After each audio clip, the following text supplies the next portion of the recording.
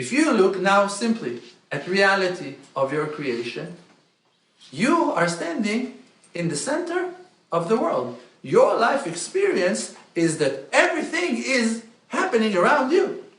No matter how humble you are and not self-centered, still you will always going to see through your eyes, feel through your feelings, touch with your hands, walk with your legs, have your thoughts in your own mind. And the Creator made it in such a beautiful and synchronized way that all of our amazing existence are taking place in the same time, and we're not contradicting each other.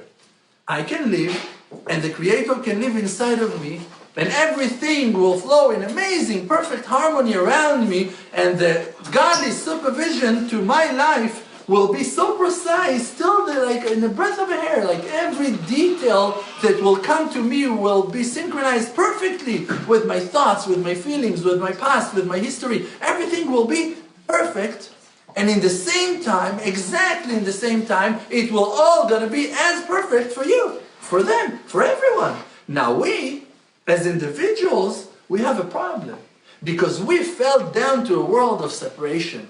And therefore, every one of us thinks that he is a real unit that lives by itself. And therefore, he needs to take care of himself, and he needs to eat, and he needs to think, and he needs to plan, and he needs to get his rest now, and he all the time. He thinks about himself as an individual, when really is not realizing that that is your prison. That is your cell. And it's a life sentence in body. When in reality, you are part of something that is so greater than you,